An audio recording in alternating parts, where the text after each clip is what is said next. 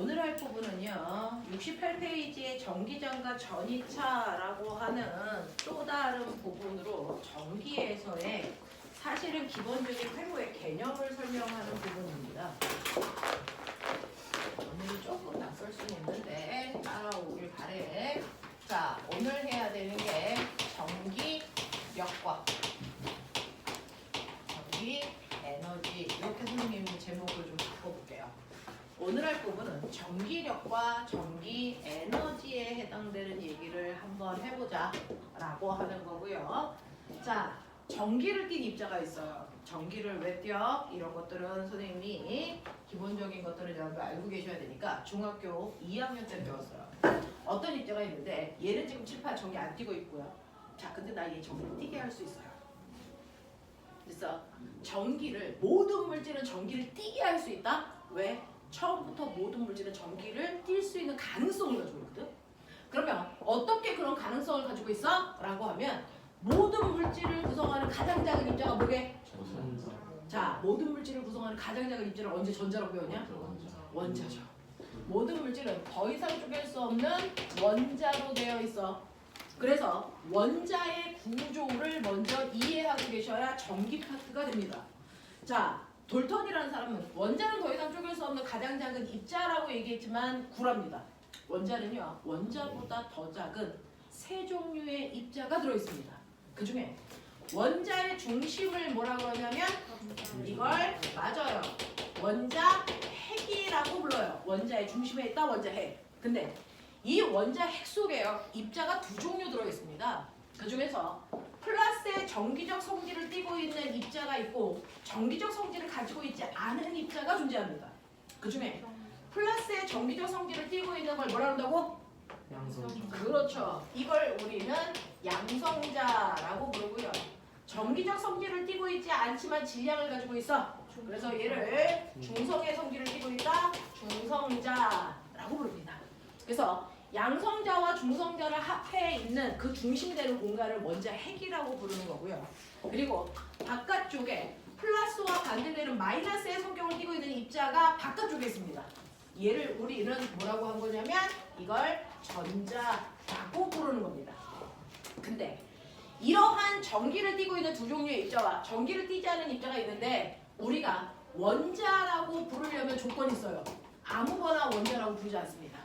원자는 반드시 정기적으로, 그렇죠, 중성인 상태만을 원자라고 부를 수 있다. 중성이 아니면 원자라고 부르면 큰일 나. 이거 뭐라고 불러야 돼? 이온이라고 부릅니다.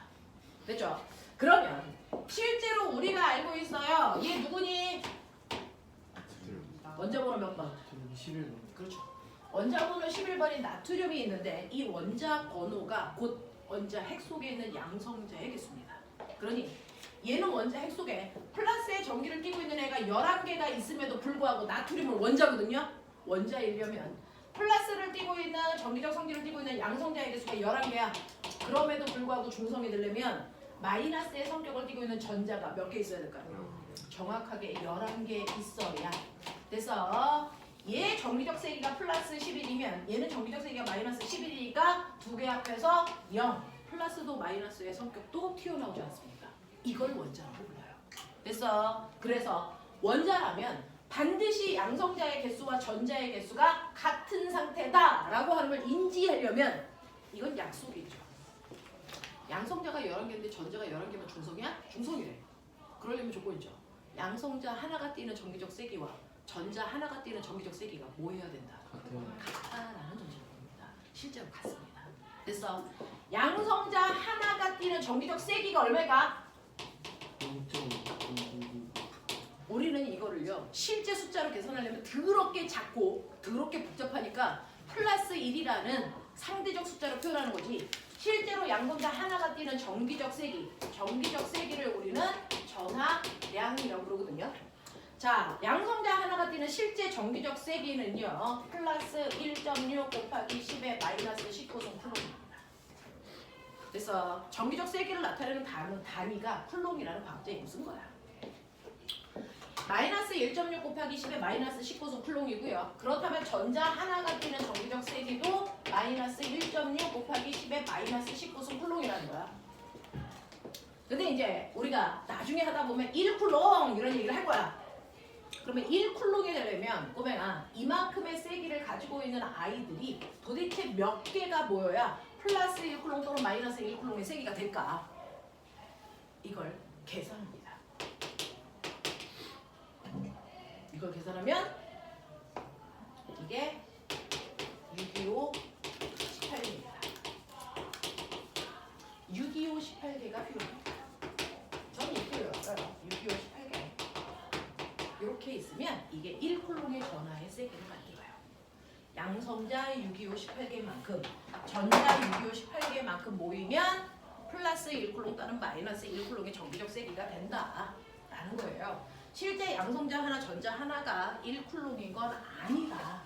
그냥 이렇게 복잡한 숫자를 매번 쓰기 싫으니까 귀찮으니까 상대적인 세기로 얘를 그냥 플러스 1, 얘를 마이너스 1 그냥 이렇게 놓은 것뿐이야. 그래서 양성자가 11개 있는 나트륨은 정기적 세기를 그냥 플러스 11이라고 쓰지 플러스 11 쿨롱이라고는 안 쓰잖아. 됐죠? 단위가 없어요. 상대적 세기라서. 됐죠? 그래서 양성자와 전자의 개수만 같으면 중성인 게 맞습니다. 그래서 모든 원자는 이렇게 균형을 이루고 있는 중성인 상태래. 중성자 관계예요. 중성자는요? 아닙니다.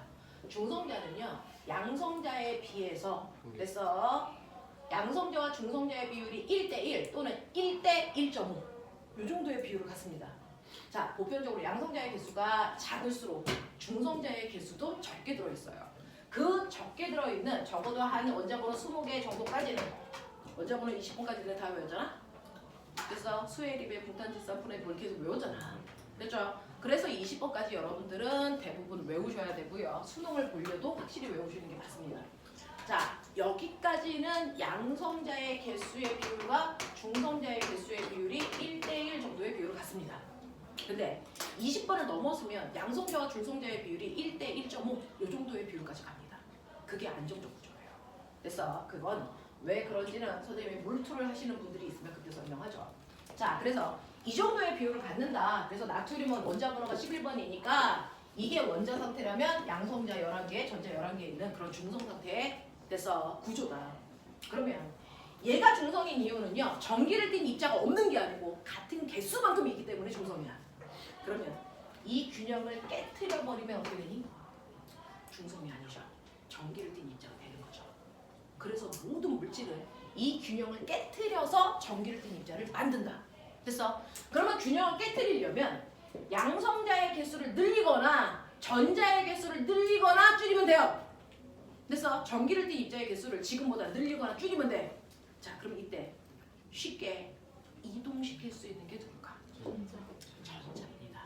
그래서 우리는 누군가의 개수를 변화시켜 전기를 띠게 할 때 반드시 전자를 이동시키는 방법으로 전기를 띈다. 이유가 뭘까요?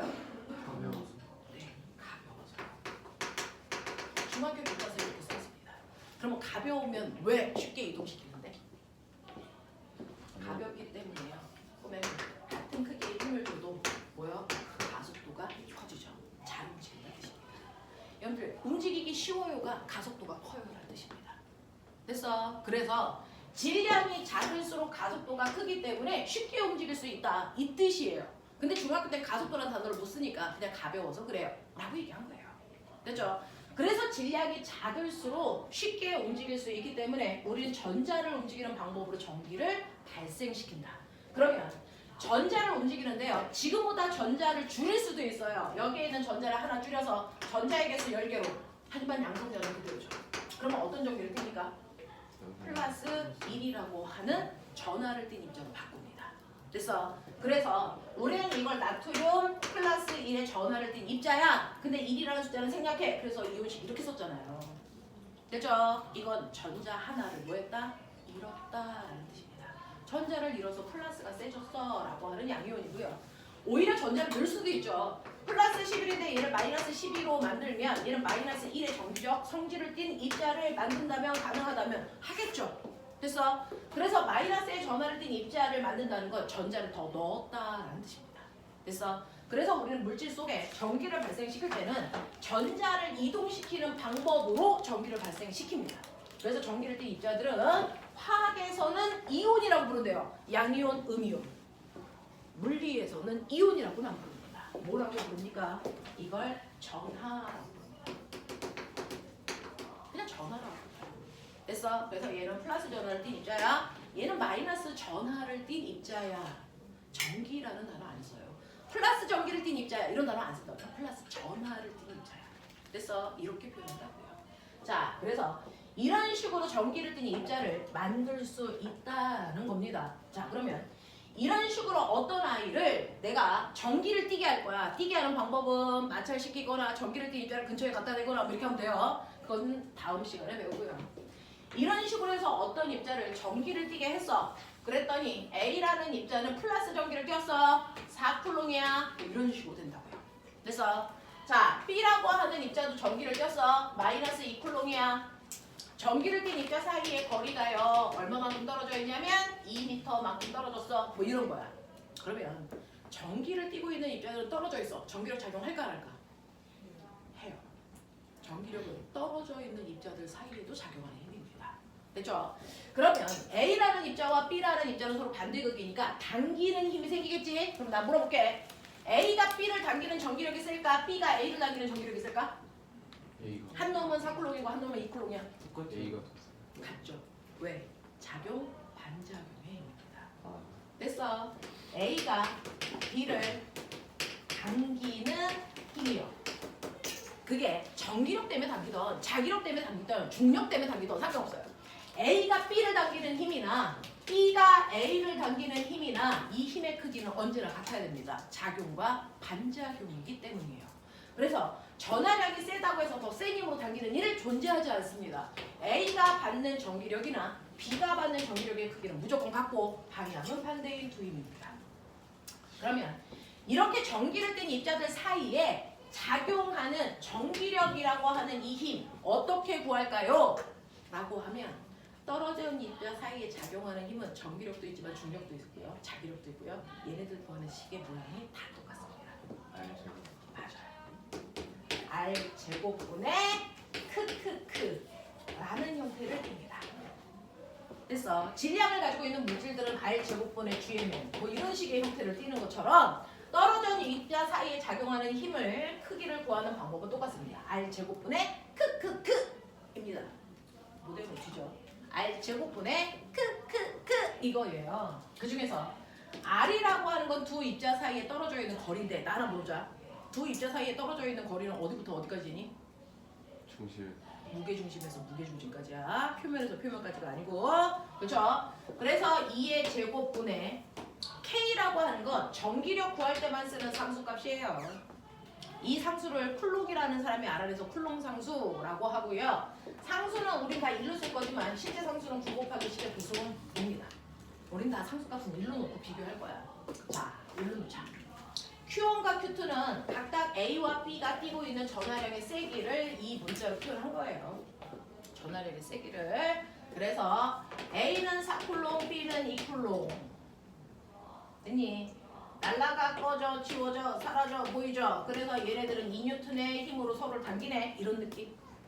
됐어? 마이너스 이러한 게 아니에요. 네. 실제로 플러스와 마이너스는요. 서로 당겨, 밀어라는 방향만 결정하는 데 쓰고요. 실제로 힘을 구할 때는 상수로만 계산하시면 돼요. 그래서 둘은 각각이 2N의 힘으로 서로를 당기고 있구나. 이런 느낌으로 계산하시면 됩니다.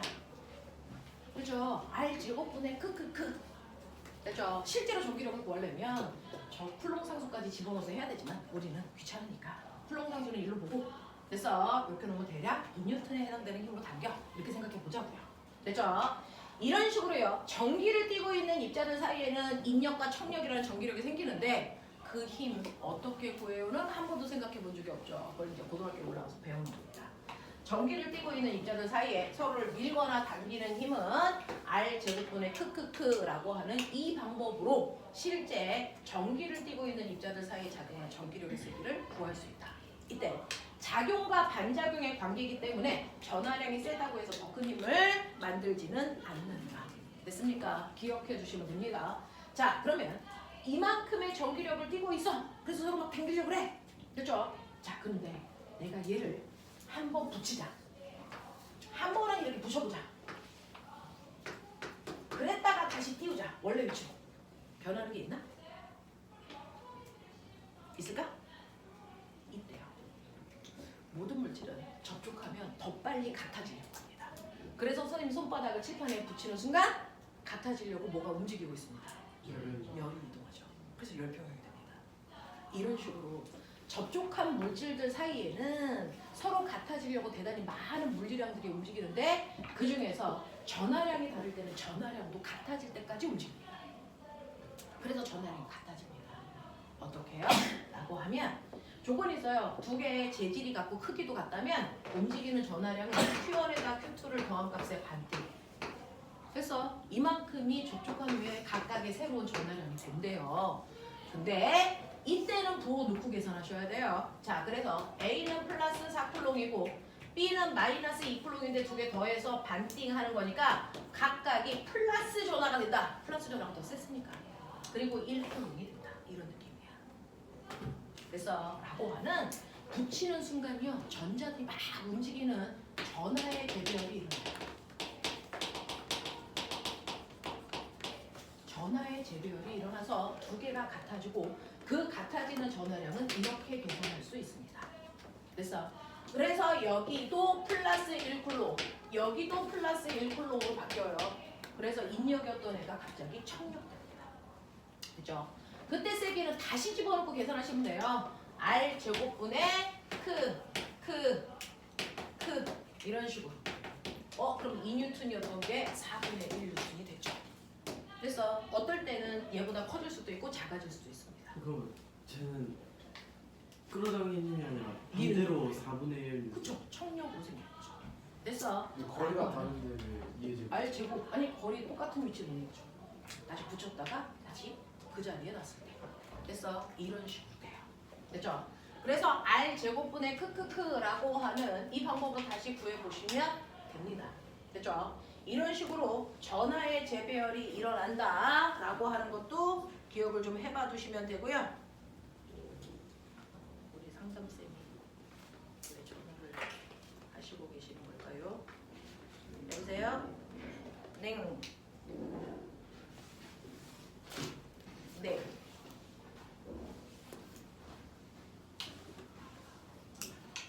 네. 네.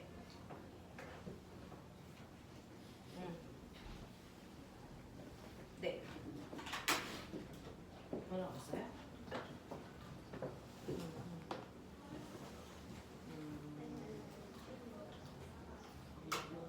네. 제가 좀 이따가 전화할게요. 네. 네.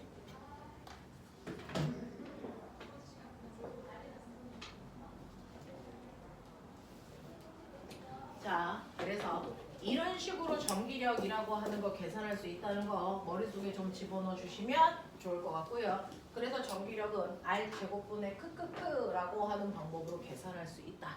그리고 전하의 재배열이 어떻게 일어나는지도 기억을 좀 해봐 두시면 좋고요. 그 K는 어떤 상수예요? 쿨롱 상수, 전기력 구할 때만 쓰는 전기력 상수고요. 만유인력 구할 때는 R 제곱분의 GMM으로 우리가 구하거든요. 그래서 질량을 가지고 있는 물질들끼리는 서로를 잡아당기는 만유인력이라는 게 생겨. 그래서 그 중에서 질량이 큰 물체가 지구와 같은 천체라면 그때 작용하는 만유인력을 중력이라고 불러. 그래서 중력 구하는 식이 이거예요. 그랬을 때 얘는 10kg, 얘는 2kg 뭐 이렇게 됐을 때 여기다가 질량을 넣고요. 이게 만유인력 구하는 상수입니다. 얘는 6.67 곱하기 10의 마이너스 34. 그래서 이런 것들은 다 필요하면 줍니다. 여러분들이 외울 일은 없어요. 됐죠? 그런 것들입니다.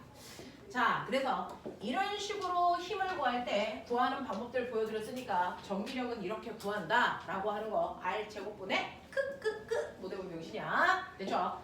그리고 접촉할 때 전하의 재배열이 일어나서 같아지려고 하더라 라는 것도 기억을 하시면 되죠. 자, 근데 꼬맹아 문제 있어. 이런 식으로요. 제가 전기력을 구했는데 여기에다가 A라고 하는 물질은 4쿨롱의 플러스 전하를 그대로 가지고 있어. B라고 하는 애는 마이너스 2쿨롱이었어. 그래서 얘네들이 떨어져 있는 거리가 2m일 때 우리 전기력 구해서 거의 4N에 가까운 힘이 작용해. 뭐 이렇게 구했단 말이야. 됐죠? 2N에 가까운 힘이 작용해. 이렇게 구했어. 자, 근데 A 고정시키고 떨어져 있는 거리도 고정인데요. 이 값을 마이너스 2쿨롱이 아니고 다른 전화를 띄고 있는 아이로 대치해 볼게. 마이너스 4분의 17쿨롱. 전기력 얼마냐? 플러스 5분의 11쿨롱이면 전기력은 또 얼마야? 라고 하면 그때그때마다 새롭게 전기력을 구해야 되는 불편함이 생깁니다. 그래서 이 불편함을 해결하기 위해서 진짜 전기력이 아니고요. 실제로 표준 전기력을 구합니다. 표준 전기력을 구합니다. 이게 얼마이든 상관없이 여기에는 무조건 플러스 1쿨롱이 있다고 치고 얘하고 주고받은 전기력을 구해요. 그래서 무조건 플러스 1쿨롱을 우리가 모든 전기력 현상을 나타낼 때 사용하는 기준전화입니다.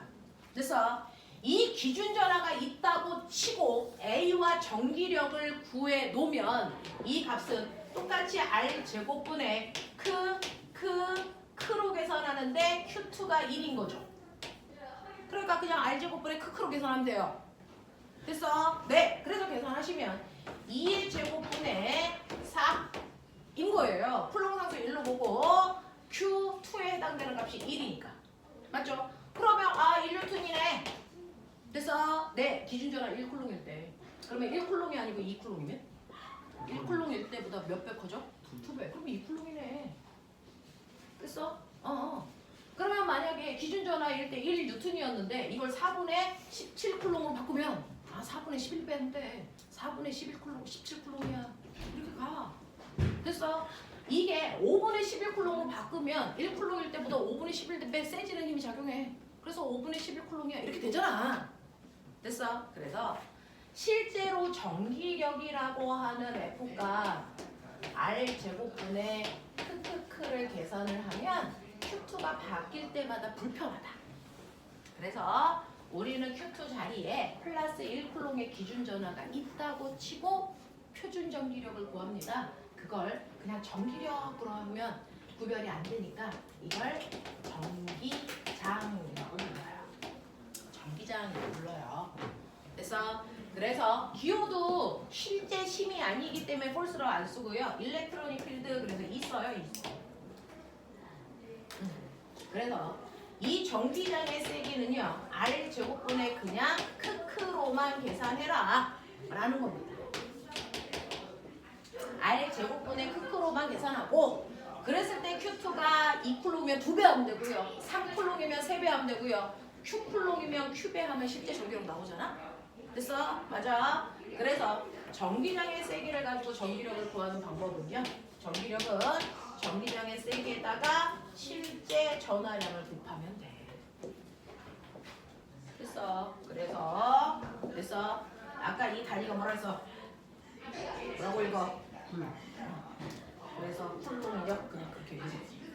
쿨롱력 자기장은 뭐가 좋은 Q2력 전기장은 뭐가 좋은 거예요? 전기장을 쓰면요. 여기에 전압값이 바뀔 때마다 다시 구할 필요가 없죠. 그냥 몇 배로 하시면 되죠. 그렇죠? 차이 구할 때 쓰는 거예요. 네. 자, 그래서 이런 식으로 해서 전기장의 세기를 구해놓으면 전기력에 다니는 실제 힘이니까 단위가 뉴턴이겠죠? 전기장의 세기는요. 1쿨롱의 전하가 받는 힘이니까 됐어? 뉴턴 퍼 쿨롱이에요. 1쿨롱의 전하가 받는 힘. 이런 뜻이야. 됐어? 그래서 앞으로는요. 그래 근데 이거 물리는 다 했을 때 이거 우리 썼다. 뭐냐? 중력과 속도. 얼마야? 10. 뒤져. 10. 나하고 할 때는 10. 이게 무슨 뜻이야? 1초 동안 1초 동안 속력이 속력이 10씩 빨라져요. 또 지구에서는 1kg 얼마 힘으로 잡아당기니? 16분의 힘으로 당겨. 그러니까 1kg가 아니고 2kg면? 9배? 3쿨롱이면 아니 3kg이면 3배 mkg이면 n배 됐어? 이렇게 하는 거잖아. 됐죠? 중력 가속도가 사실은 전기력을 구할 때 전기장의 세기가 중력 가속도에 관여를 합니다. 그래서 지구에 작용하는 실제 중력은 mg죠. 그래서 네, 1kg당 잡아당기는 힘에다가 1kg가 아니고 2kg면 2배, mkg면 m배잖아요. 그것처럼 전기장의 세기도요. 1쿨롱당 받는 힘으로 전기장의 세기를 받아요. 그랬다가 1쿨롱이 아니고 2쿨롱이면 2배 하고요. 3쿨롱이면 3배 하고요. Q쿨롱이면 Q배 하면 실제 받는 힘이 나와요. 맞아요. 이 얘기예요. 그럼 지구에는 이렇게 중력이 작용하는 중력장이 있어. 그 중력장에서 1kg당 잡아당기는 힘의 세기인 중력 가속도가 10이야. 근데 여기에 1kg가 아니고 10kg 있어. 이 새끼 얼마만큼 힘 받게? 얼마만큼 힘 받게? 100N만큼 힘 받아. 이게 받는 실제 힘이야. 어떻게 구했어? mg로 구하면 돼. 그랬잖아. 그쵸? 네. 근데 이게 중력장이 아니고 전기장이야. 전기장이 작용하는 건가요? 전기장의 세기가 10이야. 근데 여기에 플러스 10쿨롱의 전하가 있어. 그러면 전기장의 방향으로 얼마로 잡아당기겠니? 100N이야. 됐어?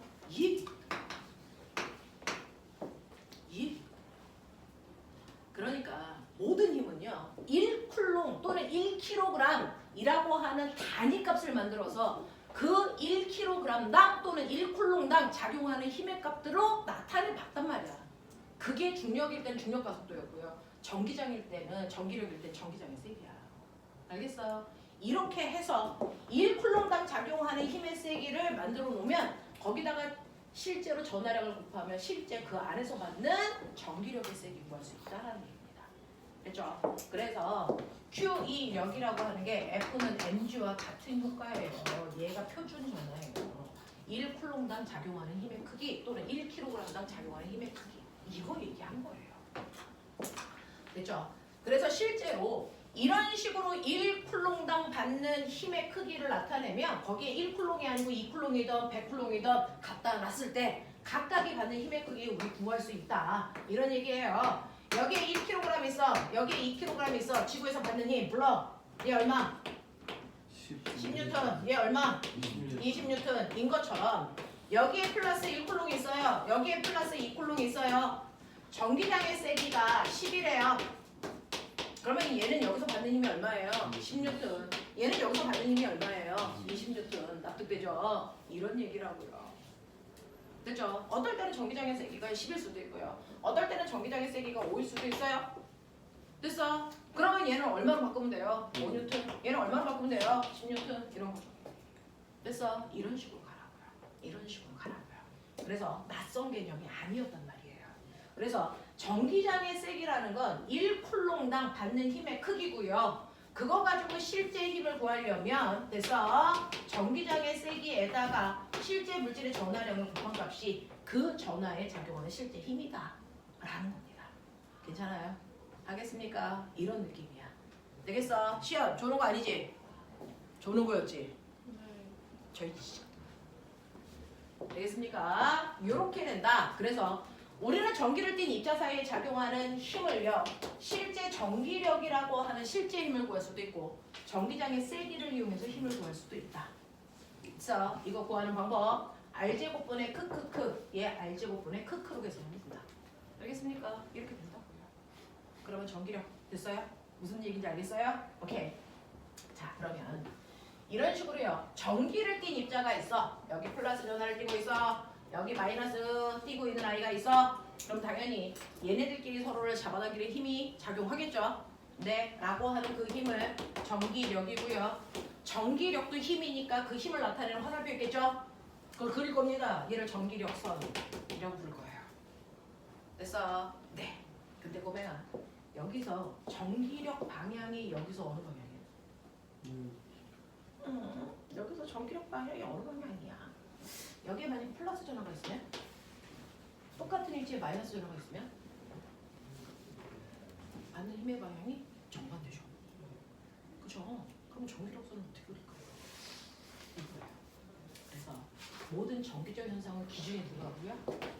플러스 1쿨롱이 기준이고요.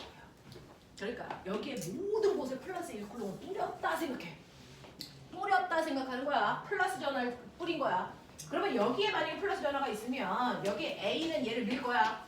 B는 당길 거야. 그러니까 얘가 받는 힘의 방향은 이 방향이죠. 맞습니까? 그 방향으로 전기력선을 그릴 거야. 알겠니? 네. 여기에 만약에 플러스가 있으면 됐죠? A가 얘를 밀 거야. 근데 B는 얘를 당길 거야. 그러면 A가 준 힘하고 B가 준 힘의 방향이 다른데요? 이럴 때 어떻게 해요? 했죠? 평행사변형 그려서 무슨 방향? 대각선 방향. 이게 진짜 힘 방향. 맞아. 여기에 있다면 또요. 여기에 있다면 또. 그래서 이렇게 힘이 작용하게끔 플러스 1콜론을 쭉 뿌려놓고 그 힘이 작용하는 선들을 부드럽게 여기서는 이 방향, 여기서는 이 방향, 이 방향 이걸 부드럽게 곡선으로 이렇게 연결해 놓은 게 전기력선. 알겠어? 이거야.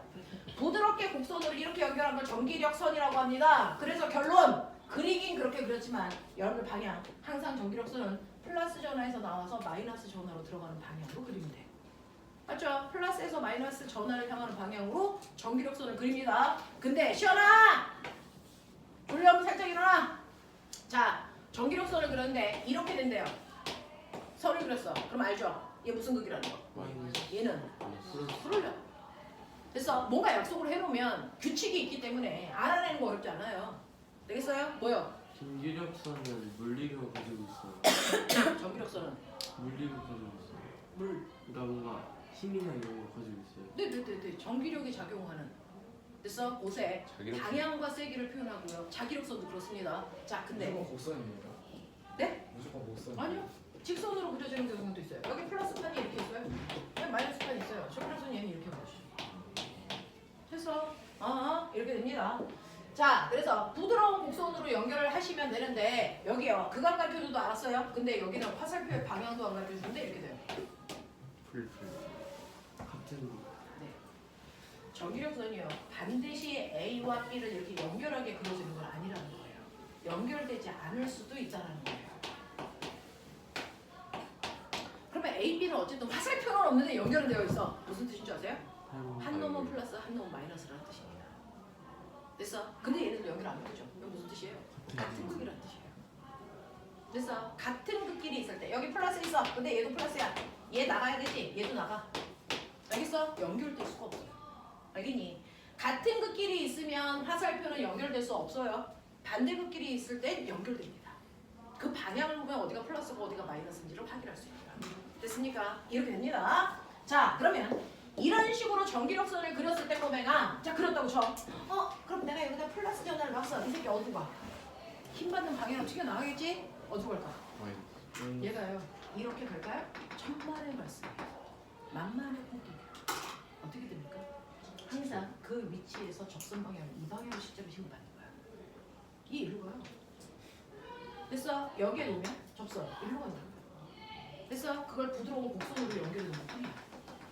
됐어? 각각의 점에서 받는 힘의 방향을 여기선 요거 그 부드러운 힘의 곡선으로 이렇게 연결해 놓은 거라서 전기력선의 한 점에 플러스 전화가 있으면 걔는 그 선을 지나는 접선 방향을 말하는 거예요. 알겠습니까? 이렇게 됩니다. 이렇게 되는 개념이에요. 근데 만약에 여기에 플러스가 아니고 마이너스 놓으면 어떻게 될까?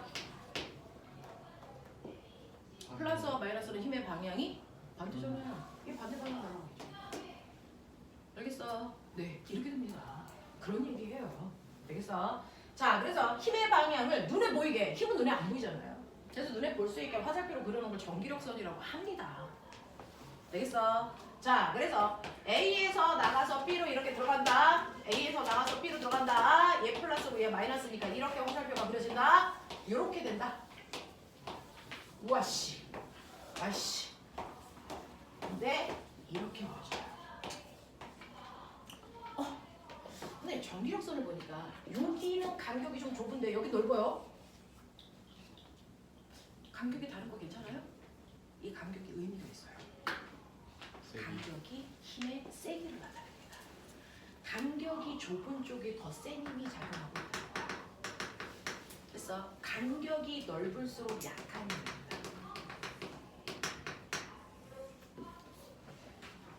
전기력선, 자기력선 상관없습니다. 간격에 의미가 있어요. 힘을 나타내는 선에서 간격은 넓을수록 그 힘이 약하게 작용한다는 거고요. 간격이 좁을수록 센 힘 작용한다는 뜻이에요.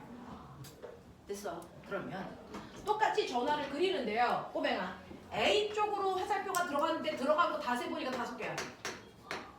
B 쪽으로 들어가는 거. 됐죠? 5개야. A 쪽에서 나가는 거 다 세보니까 이거 10개라고 치자. 어느 쪽에 간격이 더 좁을까? A 쪽일까? B 쪽일까? A 쪽이죠. 그러면 A 쪽이 더 좁다라는 얘기는 A 쪽에 전기적 세기가 더 뭐하다?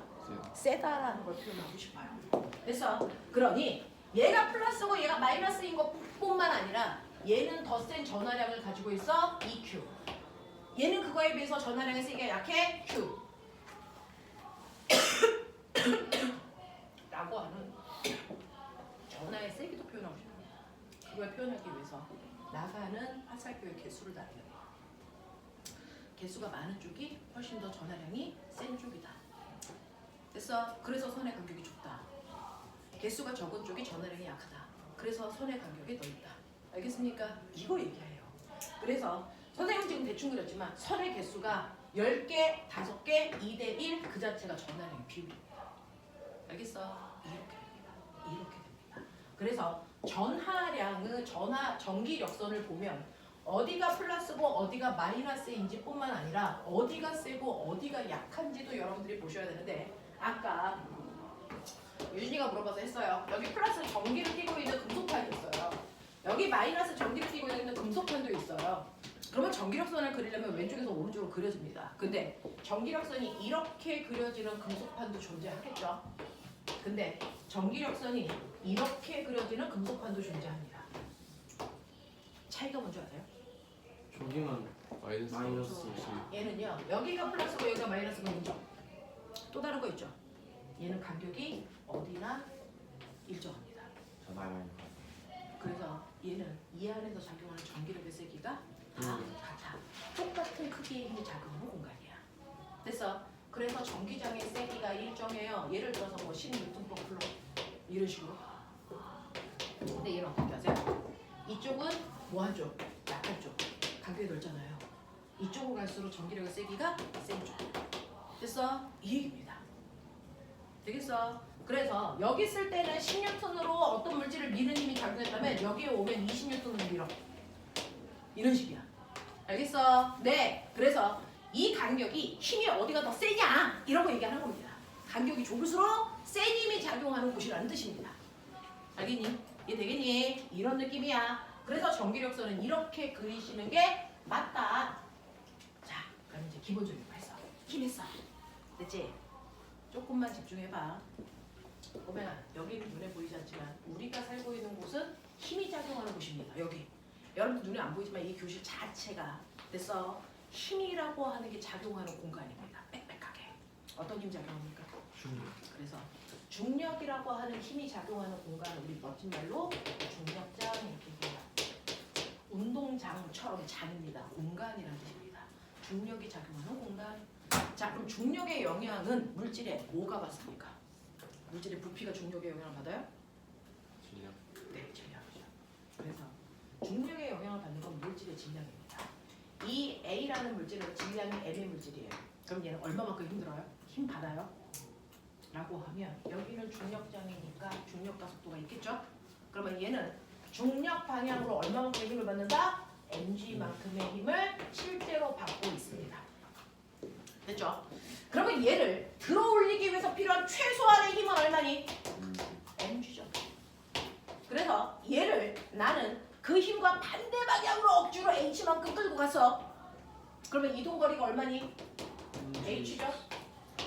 됐어? 그러면 힘에다가 거리를 곱하면 내가 얘를 들어 올리는 동안 내가 한 1이죠.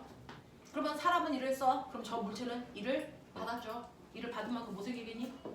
에너지. 무슨 에너지 생깁니까? 포텐셜 에너지. 중력, 포텐셜 에너지. 중력 이치 에너지. 맞습니까? 그거 생기죠. 그래서 이 물체가 여기까지 올라갔을 때 생기는 중력 에너지가 얼마입니까? 네가 끌고 올라가는 동안 한 일의 양이기 때문에 중력 때문에 생기는 중력 포텐셜 에너지는요. 중력과 반대 방향으로 준 힘에다가 밀고 간 거리를 곱한 값이죠. 그래서 mgh가 중력 위치 에너지 구하는 식입니다. 근데 이 공간은요, 중력이 아니고 전기력이 작용하는 공간이야. 전기력이 작용하는 공간을 우리가 뭐라 그럴까요? 전기장. 1쿨롱당 작용하는 전기장의 세기가 2입니다. 그래서 이거를 여러분들 10N/쿨롱 뭐 이런 식으로 보시면 되겠죠. 그러면 전기장에 영향을 받는 건 물질이 뭡니까? 질량입니까? 전하량이죠. 이 물질, 됐어. B라는 물질의 전하량은 Q입니다. 플러스 Q. 됐어. 이 물질의 전하량 플러스 Q야. 그러면 전기장 방향으로 얘가 받는 실제 힘은 얼마일까? 얼마일까? Q 2.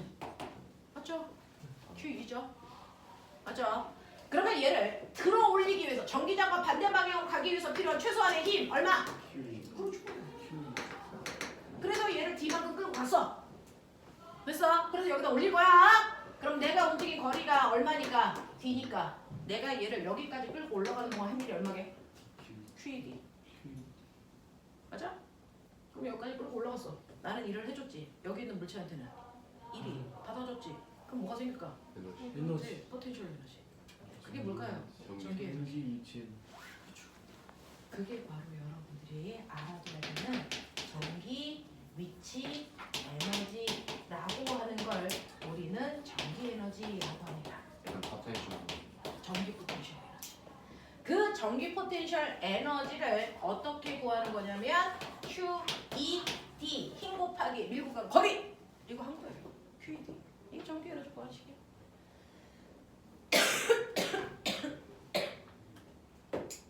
전기 에너지랑 전기 위치 에너지랑 같은 거예요? 네. 그러면 전기 에너지도 결국은 전기력이라는 힘에다가 밀고 간 거리죠.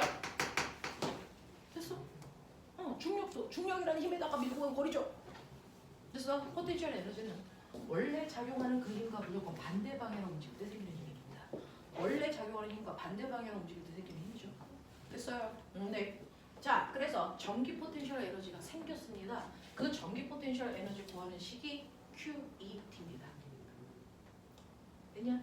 하겠냐? 오케이.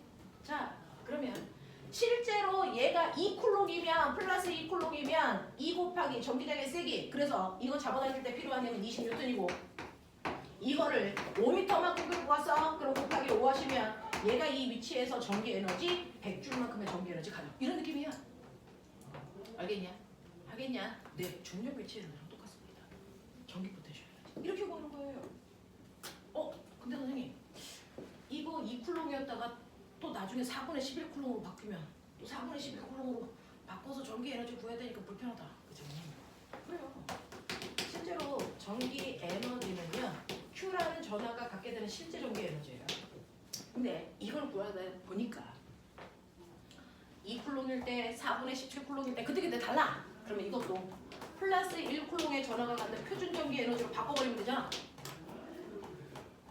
그러면 1쿨롱의 전하가 가지고 있는 위치 에너지를 우리 뭐라 그럴까요? 플러스 1쿨롱의 전하가 갖는 전기적 위치 에너지 뭐라 그럴까? 전비라고 합니다. 전기 에너지는 실제 전하가 갖는 전기 에너지고요. 1쿨롱의 전하가 갖는 전기 에너지를 우리 줄여서 전이라고 하는데 이거 중2 때 배웠어요. 전화. 이 전이를 중2 때 전하라고 배웠어요.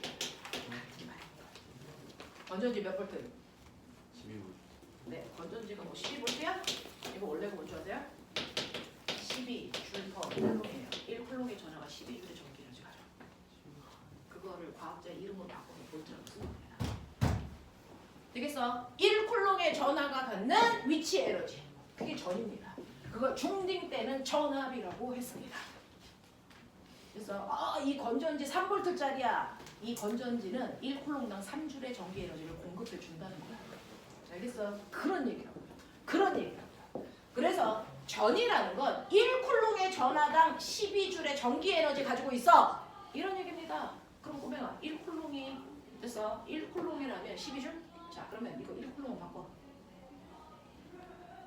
됐어? 됐어? 1쿨롱만 바꾸면 전일구하는 식이잖아. 이거 1쿨롱이면 어떻게 쓰면 돼? 뭐? Q에 됐어? 이게 내가 알고 있는 뭐라고? 전압 볼트. 이걸 전압이라고 하는 거 전이라고 해야지. 전압이 이거 D 이거 1쿨롱이면 여기 1이잖아. 네. 네, 그러니까 1쿨롱의 전화가 가는 전기 에너지를 ED로 구하면 된다. 그 ED로 구성한 값이 볼트라고. 이건 IR 아니었어. 응? 네, 그렇게도 구할 수 있고요. 원래는 이거죠. 거리가 뭔가 1쿨롱의 전화를 네. 5m만큼 끌고 올라가. 그랬을 때 여기서 갖는 전기 에너지는 됐어. 이거 1쿨롱이니까 전기적인 세기가 2면 얘 몇 뉴턴의 힘을 잡다기니? 10뉴턴이잖아. 그러니까 10뉴턴 곱하기 5. 그래서 50조. 이렇게 된다. 그러면 굳이 위로 안 올려도 그냥 옆으로 아니죠. 야. 위로 해야 돼요? 너 이거 땅바닥에 있는데 얘를 땅바닥 옆으로 가서 위치 에너지가 생겼어? 아니 근데 얘는 왜 생겨야 되는데 전기장 방향이 이 방향인데 됐어? 아, 무조건 좀 전기장과 전기장 반대 방향으로 방향. 움직여야 된다 그랬잖아. 네. 되겠어? 그 얘기야. 얘 위치 에너지야 위치 에너지. 됐어요. 네, 중력 위치 에너지랑 전기 위치 에너지랑 똑같습니다. 위치 에너지. 됐어? 힘이 작용하는 것과 반대 방향으로 움직일 때 생기는 에너지예요. 그래서 전이 이렇게 구합니다. V는 ED. 됐어? 그럼 거꾸로 얘기해. ED를 뭘 바꿔도 된다고? 볼트. 같은 말인 거 알지? ED를 볼트 바꿔도 된다는 얘기지? 그럼 꼬면 이거 ED를 볼트 바꿔. 그럼 뭐 나오니? QV. 이게 전기 에너지 구하지. 에너지를 U라고 써요. 전기 에너지 구하는 식이 QV야, QV. 됐어? 근데 중학교 때는 전기 에너지를 어떻게 구했다고? 전기 에너지 어떻게 구했다고? V는 IR. 됐어? 이렇게도 구했죠? 자, 그럼 보여드릴게. 혹시 저기 유광 어? 그래서 유광 주는지 전기 에너지. 에너지를 표현하는 경우가 U야. 우리 아까 기체할 때도 기체에 내부 에너지 있으면서 델타 U 했던 거 기억나? 원래 에너지는 U였어. 자, 에너지를 전기 에너지 구하는 방법이 QV예요. 볼트에다가 전하량을 곱하면 그 전하가 갖는 실제 에너지가 나온다고. 되겠어? 근데 꼬매가 너 그거 알아? 아까 얘기했지. 아까 우리가 뭐라 그랬냐면 1쿨롱의 세기는 됐죠? 전자 6.25 곱하기 10의 18승계가 뭐면 1쿨롱이야? 맞아? 네, 라고 하는 전하량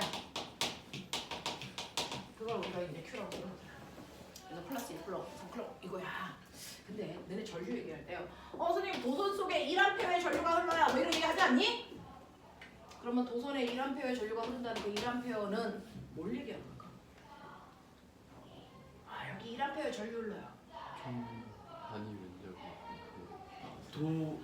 도선 1제곱센치 흐르는 양 도선을 딱 잘랐을 때 도선을 딱 잘라 전류가 흐르고 있는 도선을 딱 한 단면을 딱 봤을 때 1초 동안 움직인 전하량의 세기 1초 동안 움직인 전하량의 세기야. 그래서 자, 전류라고 하는 건 1초 동안 흐른 전류의 세기예요. 전하량의 세기예요. 그러니까 전류라고 하는 암페어는 전류가 이거 표현하는 거 알죠?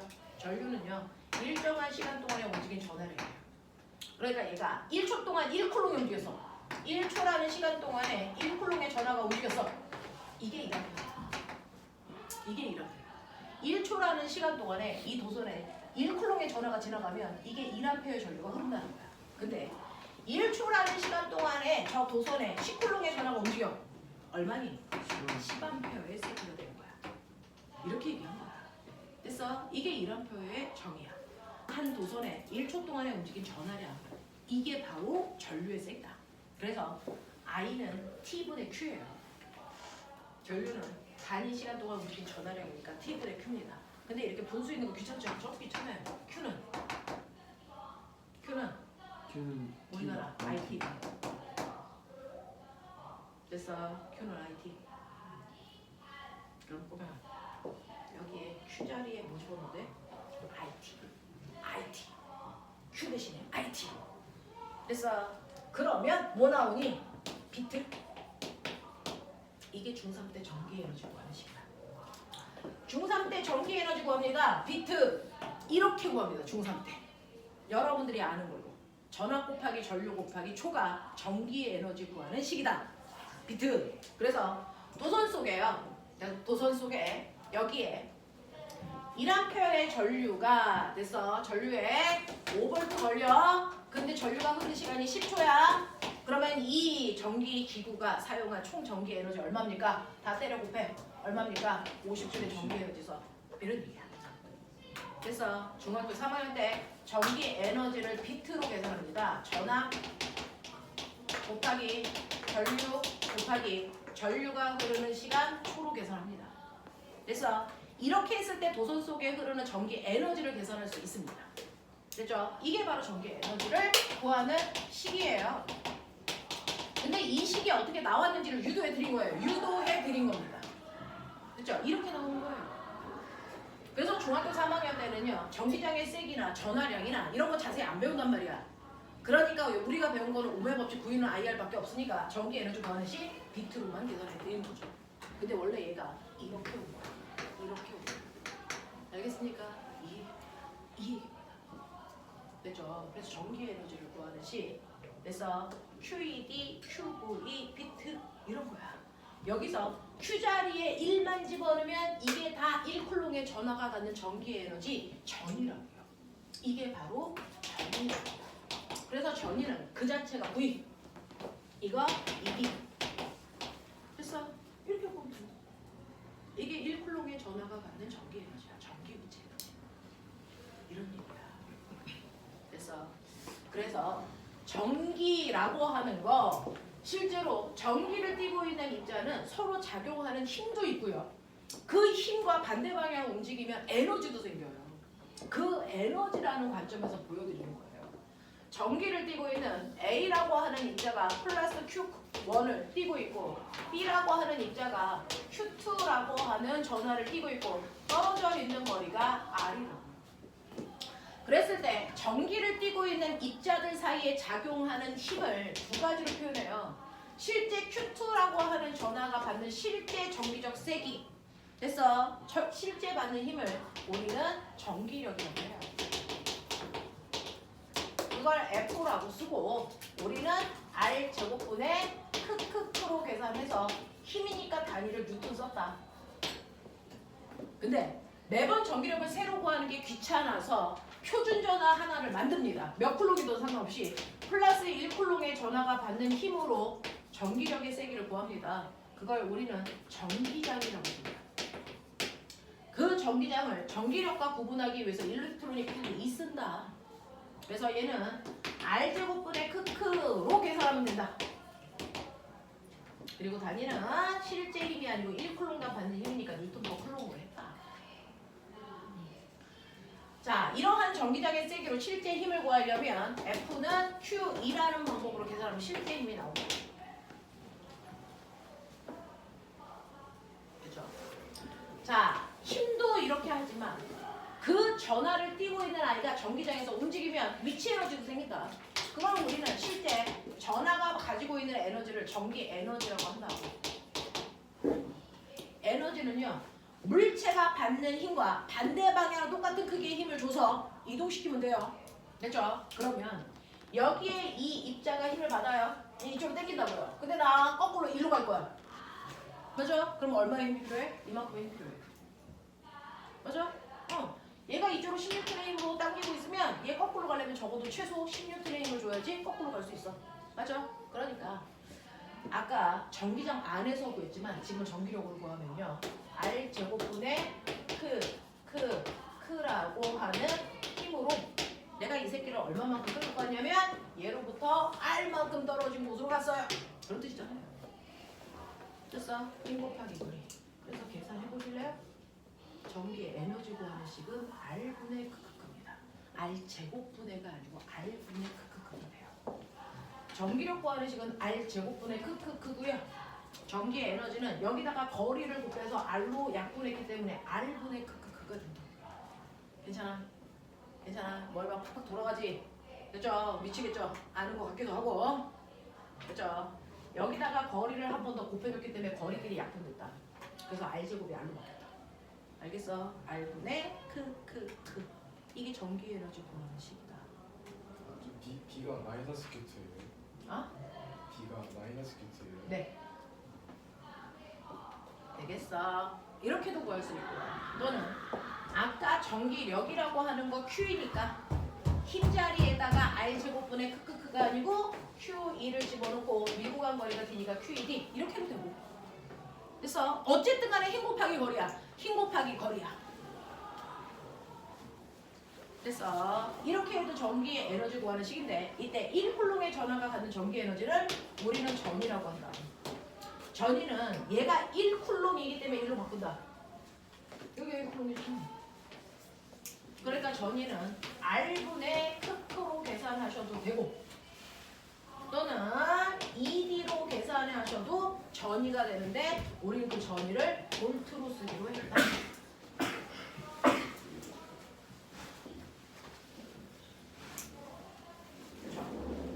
그래서 여기를 볼트로 바꾸니까 Q보이다.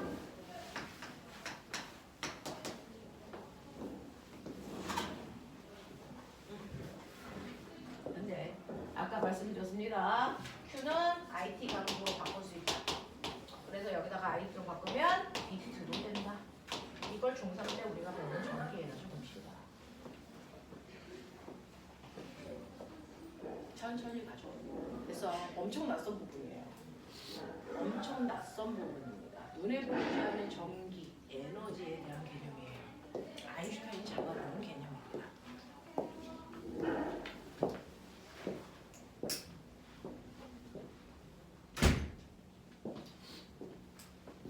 그래서 선생님이 지지난 시간에 뭐 했었냐면 역학적 에너지는요. 운동 에너지 더하기 위치 에너지고 위치 에너지를 포텐셜 에너지라고 하는데 포텐셜 에너지 몇 개 있다고 했어? 3개. 3개예요. 중력 포텐셜 에너지가 있고요. 항상. 탄성 포텐셜 에너지가 있고 전기 포텐셜 에너지가 있다는 걸 오늘 해드린 겁니다. 중력 포텐셜 에너지 mg h로 구하는 것처럼 됐어. 전기 포텐셜 에너지는 QE D로 계산하면 되겠습니다. 이런 식이에요. 탄소 위치 에너지는 2분의 1 kx 그렇죠? 이런 거예요. 그래서 이러한 위치 에너지를 갖는 얘네들이 작용하는 공간에서는 역학적 에너지를 보존된다. 그래서 얘가 보존됩니다. 맞습니까? 그런 얘기 했었어요. 그렇죠? 그랬을 때 여러분이 마지막으로 배운 전기 위치 에너지가 물투 내용이었어요. 여러분 때부터 물어보면 내려온 거죠. 눈에 붙어있어요. 여러분 선배들은 다 물투에서 나왔습니다. 그렇죠? 그래서 요 개념이 내려온다. 그만큼 전기 파트가 강해진다. 계속 교과서 개편되면서 역학도 강해지지만 전기가 같이 강해진다. 그래서 여러분들이 배워야 되는 물리는 선배들보다 조금 어려워졌어요. 내용이 1.5배 많아졌어요. 자, 그래서 전기 위치 에너지 저렇게 구합니다. 네. 자, 그랬을 때 아까 물어봤었는데요. 그럼 이거 위치 에너지예요. 그러면 이렇게 중력이라는 힘이 작용하고 있는 곳에 됐죠? 물체는요. 중력 때문에 질량을 가지고 있는 물체는 힘받아서 땅바닥에 붙어 있어. 그랬을 때 내가 물체를 들어 올려. Y식이 위치 에너지 커졌네. 더 올려. 더 커지네.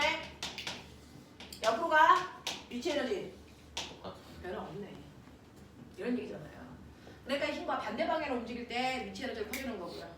됐어? 그러니까 수직한 방향으로 움직이면 위치 에너지 변화가 없는 거죠. 그렇죠? 그런 것처럼 이런 식으로 이게 중력장이 아니고 전기장이면 전기장과 반대 방향으로 움직여야 전기 위치 에너지는 커지는 겁니다. 근데 보면 전기장 방향 여기가 무슨 급? 전기력서 보여요? 플러스. 여기가 플러스 반이죠. 여기가 무슨 반? 마이너스 반이죠. 그러면 위로 올라갈수록 위치 에너지 커져요? 그 위라는 게 전기에서는 어딜 얘기합니까? 플러스 판에 가까울수록 위치 에너지 커집니다. 그래서 마이너스 판으로 가까울수록 위치 에너지는 낮아집니다.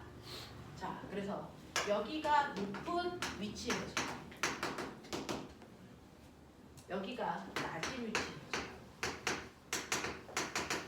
마이너스 판은 위치 에너지가 낮은 쪽이고요. 플러스 판은 위치 에너지가 높은 하늘로 보시면 돼요.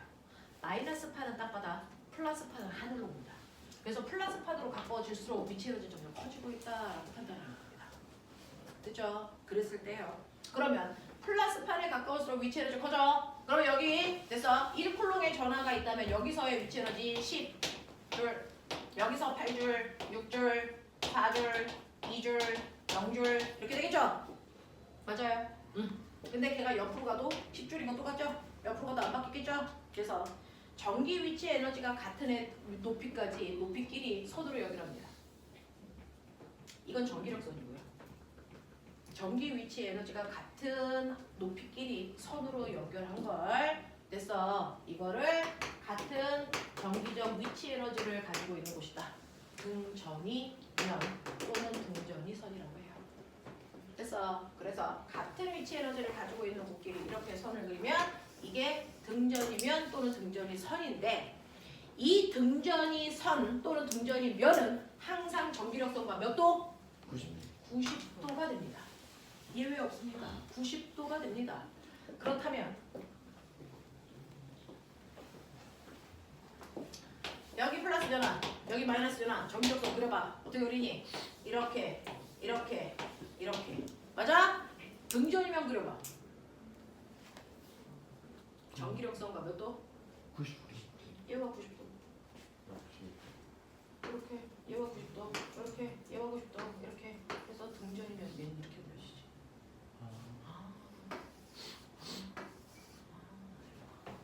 그래서 여기가 10V, 그 다음에 여기가 8V, 여기가 6V. 그래서 전기에서는 줄이라는 단위보다 볼트라는 단위를 훨씬 더 많이 씁니다. 그래서 네, 8V 여기가 4V, 2V, 1V. 그래서 플러스 쪽으로 갈수록 높은 전이, 마이너스 쪽으로 갈수록 낮은 전이. 됐어. 그래서 얘가 옆으로 이렇게 갈 때는요, 위치 에너지의 변화가 없으니까 일을 해줘야 될 필요가 없습니다. 근데 얘를 여기서 여기로 들어 올리려면 4줄만큼의 일을 해줘야지 올라가죠. 맞아요? 6줄이었다가 10줄이 되니까 이렇게 올리려면 저는 6줄, 4줄만큼 일해줘요. 이런 얘기입니다.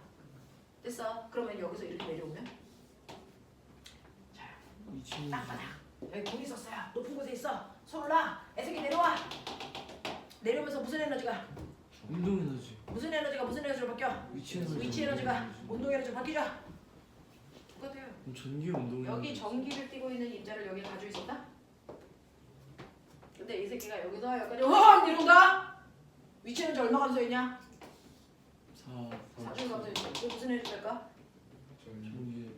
그게 무슨 에너지일까? 전기 위치 에너지가 4줄 감소했다고. 무슨 에너지일까? 운동 에너지 된다고 이 새끼야. 됐어? 여기 오면서 얘가 전기를 띠는 입자가 끌려가면서 속도가 빨라져. 운동 에너지 생긴다. 그래서 여기서 감소한 위치 에너지가요, 그만큼의 운동 에너지를 만듭니다. 이런 뜻이에요. 골 때리죠. 골 때리죠. 여기 얘 전화는 실제 전화는 Q.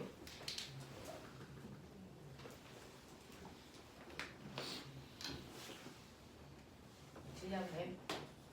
여기 속력 얼마게? 머리 한번 돌려보자. 영재는요, 밤새 밥만 먹고 이거 하는 거예요, 전기 파트는. 그죠? 특히 여기서 여기로 가면서 위치 에너지 감소하죠. 감소하는 위치 에너지. M으로. 어? 질량 M. 됐죠? 그러면 여기서 여기로 가면서 전위는 4V 감소해. 됐어? 1쿨롱이라면 4V의 전기 에너지 감소한다고요. 근데 1V가 아니고 Q볼트예요. 실제로 감소한 전기 에너지 얼마입니까? 4Q. 됐어? 1쿨롱당 4V만큼 에너지 감소했죠. 1쿨롱이라면. 됐죠? 근데 1쿨롱이 아니고 Q쿨롱이니까 Q배 감소하겠죠. 4Q만큼의 위치 에너지가 감소한 거야. 맞아. 자, 위치 에너지 감소량이 곧 운동 에너지의 증가량이 되니까 운동 에너지가 4Q만큼 생겨요. 어떻게? 오케이. 네. 자, 그래서 다시 말하면 이게 4V라고 하는 게 생기는 거죠. 그래서 4Q만큼 생겨. 그게 운동 에너지가 됩니다. 2분의 1 mv 제곱. 이때 속력 얼마야? V는 루트 됐어요. m분의 8Q 이런 식으로. 맞습니다. 그거 하는 거야. 근데 추가 없이 왜 있는지 한 번만 더 설명해 줄 수 있어요? 얘 1쿨롱이 아니고 Q쿨롱이라고 봐. 플러스 4쿨롱 이런 식으로. 그럼 1쿨롱일 때 여기 위치에서 갖는 위치 에너지가 그게 그러면 여기에서 1쿨롱이 아니고 4쿨롱이면 40이잖아. 그러면 여기로 내려오면 24잖아. 그럼 이 차이가 얼마야? 얼마야? 4 여기 4쿨롱이라고 4쿨롱. 16 그러면 여기가 40이에요. 40 경계 에너지 40줄. 여기는 424. 그러면 위치 에너지 차이가 얼마야? 16줄. 됐어. 4 곱하기 전화래. 됐어. 그래서 16줄이야. 그렇다면은 속력 얼마야? 이런 얘기야. 그래서 이런 느낌. 처음부터 되지 않아요. 그냥 이런 느낌이 있구나. 이런 거구나. 됐죠? 그래서 실제로 보시면 여기가 마이너스 8이고요. 여기가 플러스 8이니까 플러스 8은 플러스 8은 보지 말고 여기 하늘 여기 딱 전기를 띤 입자를 하늘 쪽으로 올리려면 위치 에너지 뭐한다? 지금 증가한다. 위치 에너지 증가하면 운동 에너지 감소. 그럼 내려오면 위치 에너지 감소한 만큼 무슨 에너지 생겨? 운동 에너지. 여기 위치 에너지가요. 1볼트라면 10볼트. 있어. 여기는 위치 에너지가 4볼트라고 치자. 그러면 여기와 여기의 위치 에너지 차이 얼마? 6볼트. 됐어. 이걸 우리는 전위차. 전기적 위치 에너지가 6볼트. 그래서 그 6볼트만큼이 운동 에너지로 바뀌었어요. 라는 얘기입니다. 예. 이씨. 그런 느낌이야. 그래서 그런 느낌이야. 자, 그러면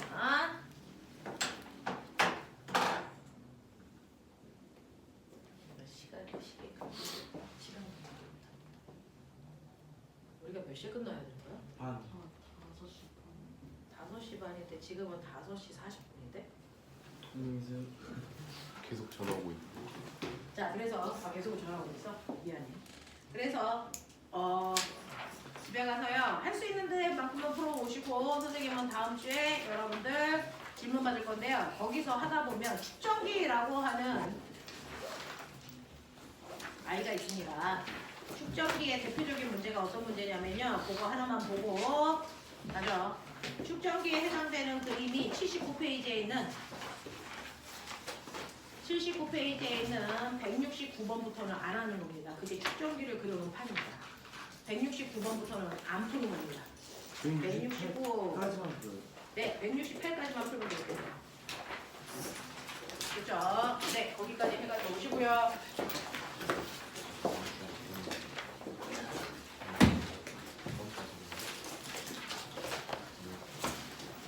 시연아, 너 얘 데리고 가냐? 네. 아이돌 콘서트 가냐 너? 이 새끼들이 나오는 콘서트를 왜 이렇게 다 단체로 가지? 알겠어.